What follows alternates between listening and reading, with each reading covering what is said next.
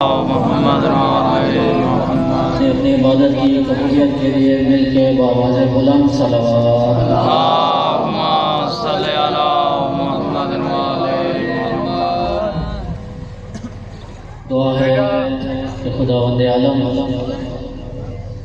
تمام حاضرین جلوس کی یہ عبادت اپنی برگاہ میں قبول و منظور فرمائے، جناب سیدہ اس کا عظیم عطا فرمائے۔ ابھی زنجیر زنوں نے اپنے بدن سے خون بہایا ہے، یہ کربلا کے مظلوم شہیدوں کے ساتھ اظہار یکجہتی ہے۔ یہ ہم دنیا کو بتاتے ہیں کہ ہمارا تعلق کربلا کے شہیدوں کے ساتھ ہے، ہمارا تعلق ظالم کے ساتھ نہیں مظلوم کے ساتھ ہے۔ یہ ماتمی، یہ عزادار یہ خون بہا کر اعلان کرتے ہیں کہ ہمارا کربلا کے ساتھ خون کا رشتہ ہے۔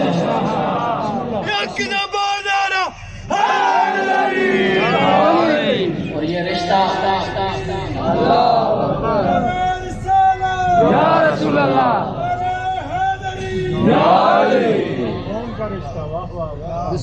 یہ خون کا رشتہ مرتے دم تک رہے گا، یہ کربلا سے تعلق کبھی نہیں ٹوٹے گا۔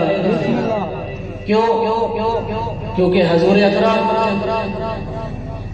آخری وقت میں ایک امانت سپرد کر گئے۔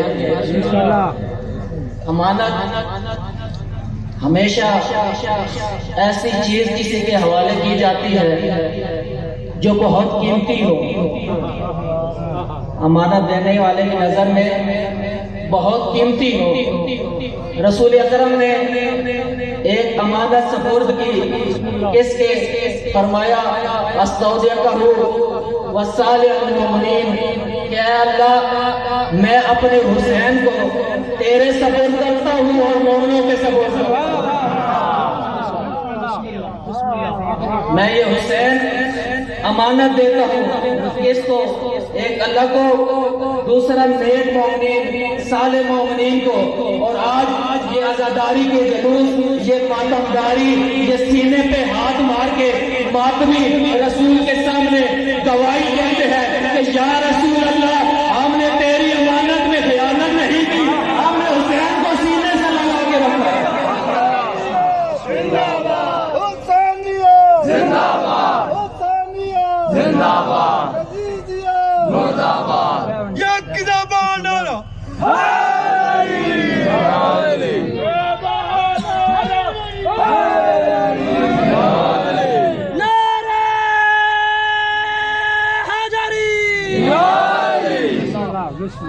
یہ ہم گواہی دیتے ہیں کہ اے اللہ کے رسول آپ جو امانت سپرد کر گئے تھے، ہم نے اس امانت میں خیانت نہیں کی۔ رسول یہ امانت صالح مومنین نیک مومنین کے حوالے کر گئے تھے۔ رسول کا یہ قول، حضور کا یہ فرمان، اس میں یہ دلیل ہے کہ نیک اور صالح مومن وہ ہی ہے جس کے پاس حسین کی محبت ہے۔ چاہے جتنا پارسا بنتا رہے، زہد و تقویٰ کے دعوے کرے، ایمان کا جتنا بڑا دعوے دار ہو، اگر اس کے دل میں حسین کی محبت نہیں، نہ وہ صاحب ایمان ہے نہ ہی وہ انسان ہے۔ حسین کی محبت ایمان کی دلیل ہے، حسین کی محبت انسانیت کی دلیل ہے۔ حضور اکرم نے دعا فرمائی تھی کہ اللہ تو بھی اس سے محبت کر جو میرے حسین سے محبت کرے۔ ایک دن حضور اکرم ممبر پر خطبہ دے رہے تھے، مسجد نبوی تھی، مقام بھی بہت بڑا محترم مقام، مدینے جیسا شہر کوئی نہیں، مسجد مدینے کی، ممبر رسول کا، ممبر کے اوپر حضور اکرم خطبہ دے رہے تھے، صحابہ کا مجمع تھا۔ اب یہ بات ذہن میں رہے کہ کہ حضور اللہ تعالیٰ کے آخری نبی ہیں، حضور کے بعد آپ کسی نبی نے نہیں آنا، حضور کا ایک ایک قول ایک ایک فعل پوری امت کے لیے سنت ہے، قیامت تک کے لیے آنے والے لوگوں کے لیے حضور کا ہر فعل ہر قول حجت ہے۔ اب رسول ممبر پر خطبہ دے رہے ہیں، دیکھا سامنے سے حسین چلتے ہوئے آ رہے ہیں،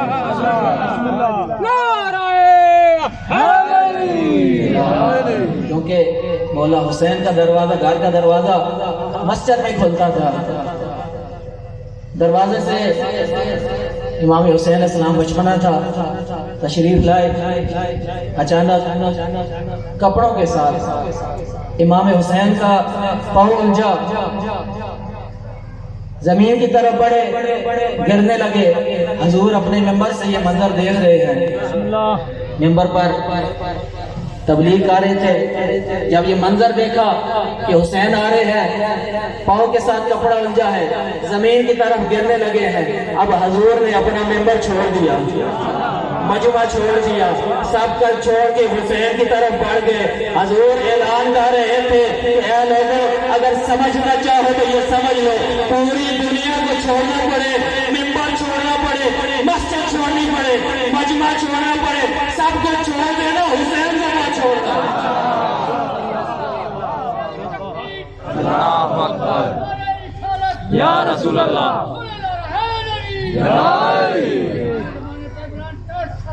اللہم صلی علی محمد۔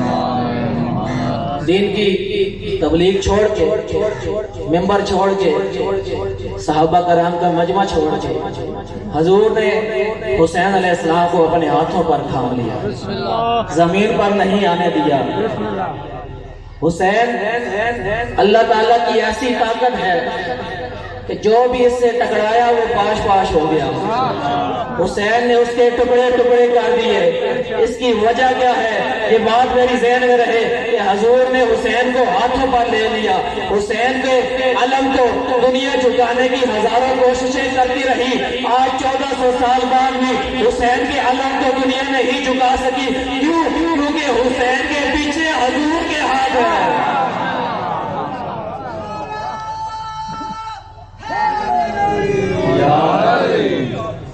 جسے خدا بلند کرے، جس کے ساتھ حضور کے ہاتھ ہو، دنیا جتنی کوشش کرے کبھی اسے جھکا نہیں سکتی۔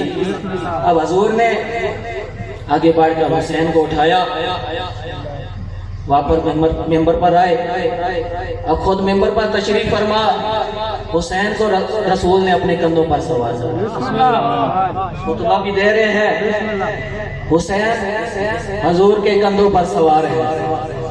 اب شاید کسی کے ذہن میں آئے کہ یہ نانا اور نواسے کی محبت تھی۔ ہم نے اکثر دیکھا ہے کہ بزرگ بچوں کے ساتھ ایسے محبت کرتے ہیں۔ اس وقت بھی ایک بندے کے ذہن میں یہ سوال آیا، آگے بڑھ کے کہتا ہے اے اللہ کے حضور، اے اللہ کے رسول، یہ اتنے حسین کے ساتھ اتنی زیادہ محبت کی وجہ کیا ہے؟ حضور نے اس بندے کی طرف مخاطب ہو کر فرمایا، اسے عام محبت نہ سمجھنا، اسے نانا اور نواسی کی محبت نہ سمجھنا، بلکہ ان اللہ قد امرنی بحبہ، اللہ نے مجھے حسین سے محبت کا حکم دیا ہے۔ یا رسول اللہ، حسین سے محبت کا حکم اللہ تعالیٰ نے دیا ہے۔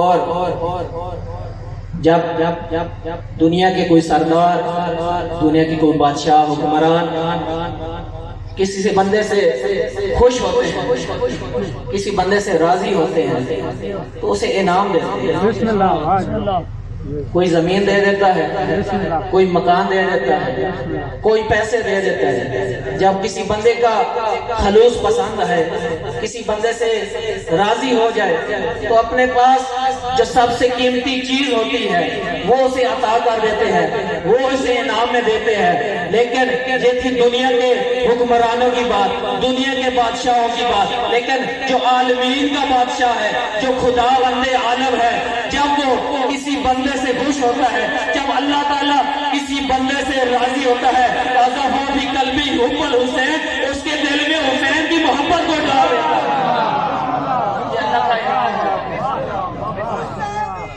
زندہ باد مرد آباد مرد آباد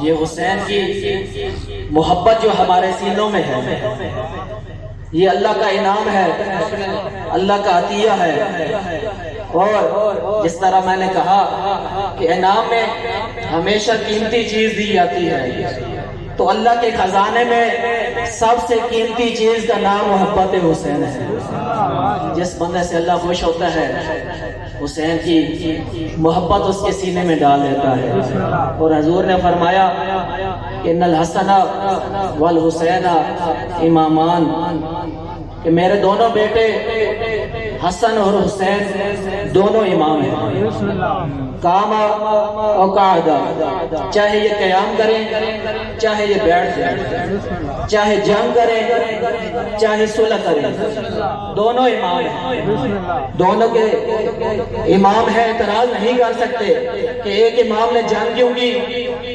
دوسرے نے صلح کیوں کی اب امام حسین میں قبلہ صاحب بیٹھے ہیں یہ جانتے ہیں کہ عربی میں امام کہتے ہیں سامنے کو خلف کہتے ہیں پیچھے کو جسے پیچھے چھوڑ کر جایا جائے اسے خلیفہ کہتے ہیں امام حسین میں اللہ تعالیٰ نے دونوں چیزوں کو اکٹھا کیا ہے حسین امام بھی ہے خلیفہ بھی ہے امام ابھی حدیث سنائی کہ حضور نے فرمایا کہ حسن اور حسین دونوں امام ہیں خلیفہ کیسے حجۃ الوداع کے موقع پر آخری حاج کے موقع پر اللہ کے رسول نے امت سے مخاطب ہو کر کہا گھبراؤ نہیں پریشان نہ ہو میں تمہیں اکیلا چھوڑ کے نہیں جا رہا انی تارک فیکم مستقل ہے میں اپنے پیچھے دو خلیفہ بنا کے جا رہا ہوں ایک اللہ کا قرآن ہے دوسری میری علم ہے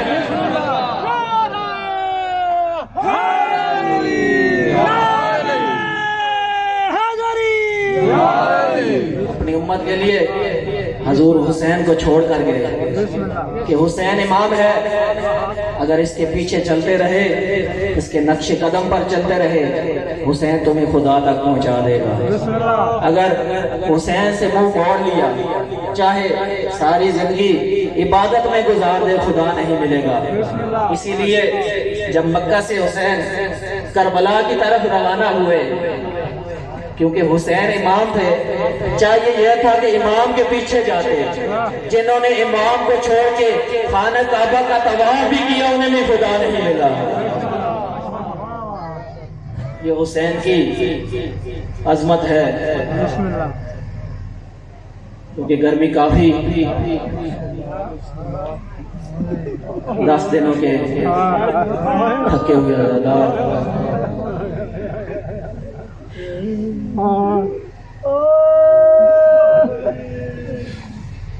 آپ پیاسے تھے وہ انہوں نے سبیلیں لگائی پیاس ہو جائے عزاداروں جو حسین کی بیٹی نے ایک سوال کیا تھا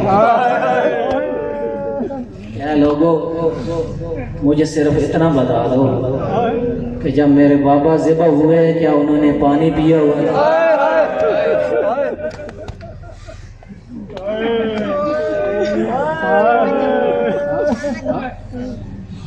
جناب ابراہیم نے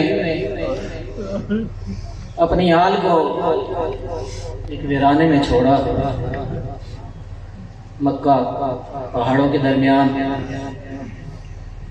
ویران مقام تھا دعا کی کہ اللہ تو لوگوں کے دلوں کو میری آل کی طرف موڑ دے جناب اسماعیل کو پیاس لگی جناب ہاجرہ نے جب دیکھا کہ بیٹا پیاسا ہے صفا سے مروہ تک گئے مروہ سے صفا تک آئی 2 پہاڑیوں پر 7 چکر لگائے بیٹے کی پیاس برداشت نہ ہوئی عزاداروں اللہ تعالیٰ نے اپنی قدرت سے زمین سے پانی کا چشمہ برآمد کیا. جناب حاجرہ کے بیٹے کی پیاس بجھ گئی، لیکن اللہ تعالیٰ کو یہ عمل اتنا پسند آیا قیامت تک کے لیے ہر حاجی کے لیے واجب قرار دیا کہ جب بھی میرے گھر کے طواف کے لیے آؤ تو پہلے صفا اور مروہ کے ساتھ چکر لگاؤ. اگر صفا اور مروہ کے چکر نہ لگائے، جناب حاجرہ کے امتحان کو یاد نہ کیا، اللہ تعالیٰ حج قبول نہیں کرتا. عزادارو، جناب حاجرہ نے صفا اور مروہ کے چکر لگائے، 7 چکر، لیکن آج جس غریب کی شہادت کا دن ہے، اس کا بھی ایک صفا ہے ایک مروہ ہے. صفا کا نام خیامگاہ ہے، مروہ کا نام مقتل گاہ ہے. عزادارو، جناب حاجرہ نے صرف 7 چکر لگائے. امام حسین نے خیام سے لے کر مقتل تک 70 چکر لگائے. جناب حاجرہ نے جب چکر لگائے خالی ہاتھ تھی. جب حسین نے چکر لگائے واپسی پر کبھی علی اکبر کا لاشا، کبھی علی اصغر کا لاشا، کبھی قاسم کے ٹکڑے. عزادارو، جس طرح جناب حاجرہ کے عمل کی یاد کو قیامت تک اللہ نے باقی رکھا کہ لوگ محسوس کریں کہ میرے مقرب بندے کس امتحان سے گزرے، اسی طرح حسین کے اس امتحان کی یاد کو اللہ تعالیٰ نے ہر مسلمان کے لیے واجب قرار دیا. اگر کوئی اس ذکر کو، اس یاد کو نہیں مناتا، چاہے جتنے بھی عمل کر لے، خدا کی بارگاہ میں قبول نہیں ہوتے. عزادارو، 70 لاشیں اٹھانے کے بعد امام حسین خیام میں آخری وداع کرنے کے لیے آئے. یہ ایسا مصائب ہے کہ جو لفظوں سے بیان نہیں ہو سکتا، یہ صرف محسوس کیا جا سکتا. اگر ہر بندہ اپنے ذہن میں یہ تصویر بنائے، یہ منظر بنائے کہ جب حسین خیموں میں آخری وداع کے لیے آئے ہوں گے تو کیا حالت ہوگی. جن بیویوں کو معلوم ہوگا کہ جو بھی خیموں سے گیا ہے پھر واپس نہیں آیا، جنہوں نے خود علی اکبر کو اپنے ہاتھوں سے خیموں سے بھیجا ہو، علی اکبر کی لاش واپس آئی ہو، عباس کو بھیجا ہو، خالی علم واپس آیا ہو. عزادارو، جن بیویوں کا کوئی سہارا نہ رہ گیا ہو، جن کا آخری سہارا حسین ہو، خدا جانے خیموں سے مقتل کی طرف کیسے بھیجا ہوگا. حسین اپنے بیٹے سجاد کے خیمے میں موجود ہیں، آخری وداع کر رہے ہیں. بیمار بیٹے کو اٹھایا، فرمایا بیٹا سجاد، بابا کا آخری سلام. یہ آپ نے سن لیا آسانی سے، پوچھو سجاد کے دل سے اس پر کیا گزرا. بیٹا سجاد، بابا کا آخری سلام. عزادارو، جب مولا سجاد نے یہ لفظ سنے نا تو فوراً اٹھے، فرمایا بابا کہاں کی تیاری؟ حسین نے فرمایا میں مقتل جا رہا ہوں. مولا سجاد نے رو کر کہا بابا اے نا امی العباس، آپ مقتل کیسے جا رہے ہیں؟ میرا چچا عباس کہاں ہے؟ مولا نے فرمایا عباس کے بالوں کٹ گئے. فرمایا اے نا اخی علی اکبر، میرا علی اکبر کہاں ہے؟ فرمایا علی اکبر کے سینے میں برچھی لگ گئی. کہا قاسم کہاں ہے؟ مولا نے کہا قاسم بھی لال کے ٹکڑے ہو گئے. عزادارو، ایک ایک شہید کا جناب سجاد پوچھتے رہے، امام حسین بتاتے رہے. آخر میں امام حسین نے فرمایا اے سجاد، میری آخری بات سن لے، ابھی خیموں میں ایک تو بچ گیا ہے، ایک میں بچ گیا ہوں. میرا اصغر بھی مارا گیا، میرا اکبر بھی مارا گیا. عزادارو، ایک آخری جملہ تھوڑا سخت ہے، معافی چاہتا ہوں، لیکن آج 10 محرم کا دن ہے، امام کی شہادت کا دن ہے. میں نے کبھی یہ نہیں پڑھا، لیکن حضور نے اپنے بیٹے سے اتنی محبت تھی کہ کبھی حسین کی پیشانی کا بوسہ لیتے، کبھی حسین کے گلے کا بوسہ لیتے، کبھی حسین کے سینے کا بوسہ لیتے. یہ راز نہ کھلتا اگر کربلا نہ ہوتی. کربلا میں یہ راز کھل گیا کہ حضور پیشانی کا بوسہ کیوں لیتے تھے، گلے کا بوسہ کیوں لیتے تھے، سینے کا بوسہ کیوں لیتے تھے. عزادارو، آخری وقت جب حسین نے میان میں تلوار رکھ دی، ایک ظالم نے پتھر مارا، حسین کی پیشانی میں لگا، دوسرے نے 3 نوکوں والا تیر مارا، حسین کے دل میں لگ گیا. عزادارو، آخری جملہ آپ نے دیکھا ہوگا کہ ہر جاندار انسان کے گلے کے نیچے ہڈی کے درمیان، ان دونوں ہڈیوں کے درمیان ایک چھوٹا سا گڑھا ہوتا ہے، اسے عربی میں لبا کہتے ہیں. یہاں پر اگر انسان اپنی انگلی سے بھی دبائے تو سانس بند ہونے لگتا ہے. عزادارو، اب جملہ آخری مصائب کا امام حسین کے بارے میں مقتل میں 2 روایتیں آئی ہیں. ایک میں لفظ آیا